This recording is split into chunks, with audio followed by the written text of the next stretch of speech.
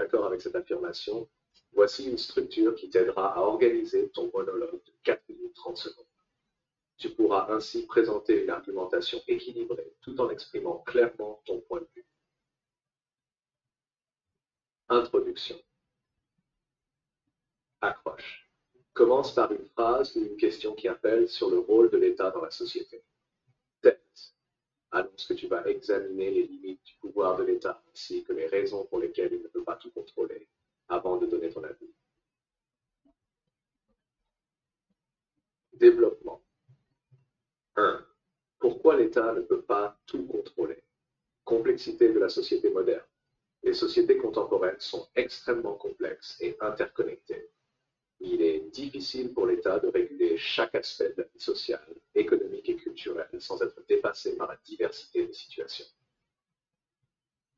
Limite des ressources et des moyens. L'État dispose de ressources limitées, qu'il s'agisse de budget, de personnel ou de temps. Il doit donc prioriser ses actions et ne peut pas tout gérer simultanément. Autonomie individuelle et liberté. Les citoyens ont des droits et des libertés fondamentales qui limitent l'intervention de l'État.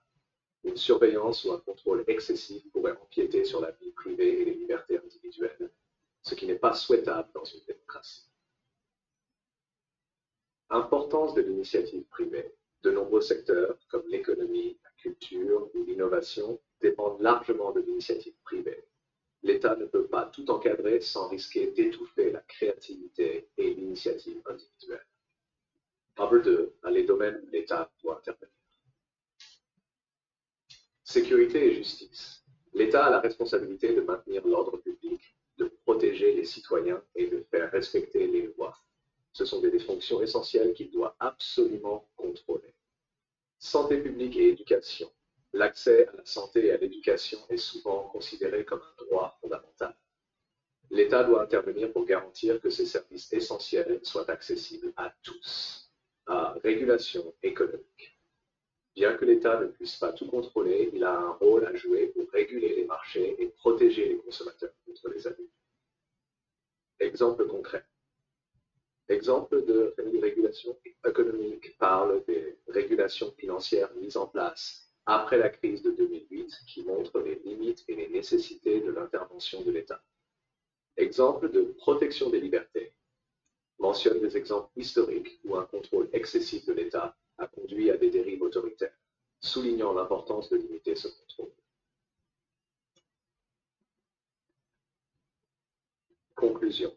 Résumé des points clés. Rappelle brièvement les raisons pour lesquelles l'État ne peut pas tout contrôler et les domaines où son intervention est nécessaire. Exprime ton avis sur la nécessité d'un équilibre entre contrôle étatique et liberté individuelle et sur la manière dont cet équilibre peut être maintenu. Exemple de monologue. Introduction. Dans une société de plus en plus complexe, la question se pose, l'État peut-il vraiment tout contrôler? Alors que certains voient dans l'État garant de la stabilité, d'autres estiment que ses pouvoirs doivent être limités pour préserver les libertés individuelles.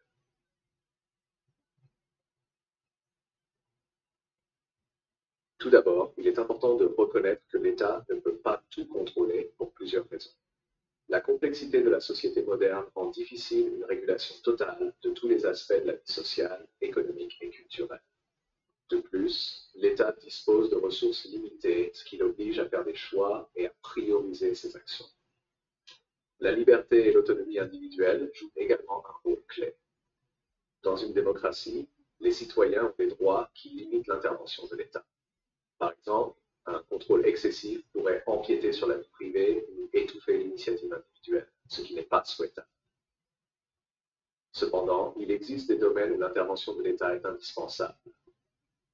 La sécurité publique et la justice sont des fonctions que l'État doit absolument contrôler pour protéger les citoyens et maintenir l'ordre. L'accès à la santé et à l'éducation est un autre domaine où l'État a un rôle crucial à jouer.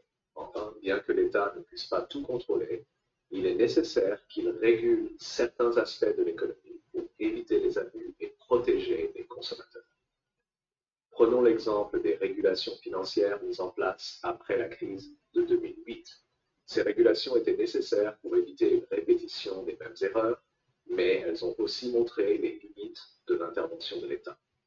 D'un autre côté, l'histoire nous montre que lorsqu'un État cherche à tout contrôler, cela peut mener à des dérives autoritaires, comme en témoignent certaines dictatures.